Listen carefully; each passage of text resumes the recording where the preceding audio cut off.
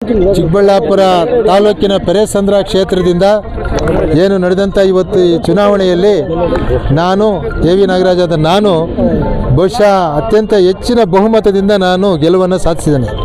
ಇದಕ್ಕೆ ಕಾರಣಕರ್ತರಾಗಿರ್ತಕ್ಕಂಥ ನನ್ನ ಮತದಾರ ಪ್ರಭುಗಳು ಯಾರಿದ್ದಾರೆ ಅವರಿಗೆ ನಾನು ಅನಂತ ಧನ್ಯವಾದಗಳನ್ನು ಅರ್ಪಿಸ್ತೇನೆ. ವಿಶೇಷವಾಗಿ ನಮ್ಮ ಲೋಕಸಭಾ ಸದಸ್ಯರಾಗಿರ್ತಕ್ಕಂಥ ಡಾಕ್ಟರ್ ಸುಧಾಕರ್ ಅವರು, ಅವರ ತಂದೆಯವರಾದಂಥ ಕೇಶವರೆಡ್ಡಿ ಅಣ್ಣನವರು, ಅದೇ ರೀತಿ ನಮ್ಮ ಸಿ.ಕಲ್ ರಾಮಚಂದ್ರೇಗೌಡರು ಬಿಜೆಪಿ ಜಿಲ್ಲಾ ಅಧ್ಯಕ್ಷರು, ಭಾರತೀಯ ಜನತಾ ಪಕ್ಷದ ನಮ್ಮ ಜಿಲ್ಲಾಧ್ಯಕ್ಷರು ಮುನಿಯಪ್ಪನವರು ಇರ್ಬೋದು, ಅಥವಾ ಬೇರೆ ಎಲ್ಲ ನಮ್ಮ ಮುಖಂಡರು ಭಾರತೀಯ ಜನತಾ ಪಕ್ಷದ ಇಲ್ಲಿರ್ತಕ್ಕಂಥ ಚಂದ್ರಶೇಖರ್ ರೆಡ್ಡಿ ಅವರಿರ್ಬೋದು, ಎಲ್ಲ ನಮ್ಮ NDA ನನ್ನ ಮುಖಂಡರುಗಳಿಗೆ ನಾನು ಅನಂತ ಧನ್ಯವಾದಗಳನ್ನ ಅರ್ಪಿಸ್ತೇನೆ. ವಿಶೇಷವಾಗಿ ನನಗಿಷ್ಟು ಮತ ಬರಬೇಕಾದ್ರೆ ನಾನು ಕಳೆದ 35-40 ವರ್ಷಗಳಿಂದ ಈ ಒಂದು ಕ್ಷೇತ್ರದಲ್ಲಿ ನನ್ನದೇ ಆದಂಥ ಸೇವೆಯನ್ನು ಮಾಡಿಕೊಂಡು ನಮ್ಮ ಈ ಒಂದು ಹಾಲಿನ ಕ್ಷೇತ್ರದಲ್ಲಿ ನಾನು ಹೆಚ್ಚಿನ ಒಂದು ಮತವನ್ನು ಅವರಿಗೆ ಇದು ನಾನು ಸಹಕಾರಿ ಕ್ಷೇತ್ರದಲ್ಲಿ ಇಲ್ಲಿ ಈ ತಾಲೂಕಿಗೆ ಮಾಡಿರ್ತಕ್ಕಂಥ ಅವಿರತ ಸೇವೆಯನ್ನು ಗುರುತಿಸಿ ಇವತ್ತು ಮತದಾರ ಪ್ರಭುಗಳು ನನಗೆ ಅತ್ಯಂತ ಹೆಚ್ಚಿನ ಬಹುಮತವನ್ನು ಕೊಟ್ಟು ಗೆಲ್ಲಿಸಿದ್ದಾರೆ.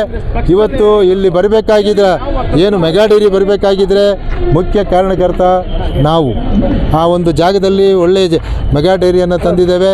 ಅದೇ ರೀತಿ ಈ ಒಕ್ಕೂಟ ಬೇರ್ಪಡೆ ಆಗಬೇಕಾದ್ರೆ ಸಾಕಷ್ಟು ಹೋರಾಟವನ್ನು ಮಾಡಿದ್ದೇವೆ.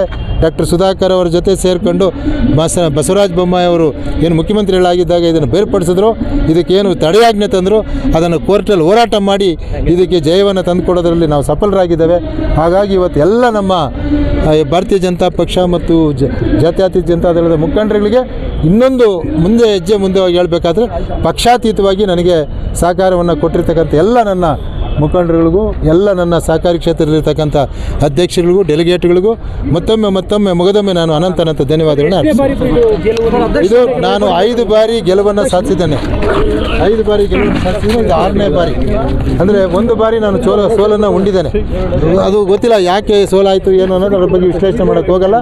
ಆ ಸೋಲಿನ ಇದು ಮೆಟ್ಲೆ ಇವತ್ತು ನಾನು ಗೆಲುವಿನ ಮೆಟ್ಲಿಗೆ ಹೋಗೋದಕ್ಕೆ ಸಾಧ್ಯ ಆಯಿತು.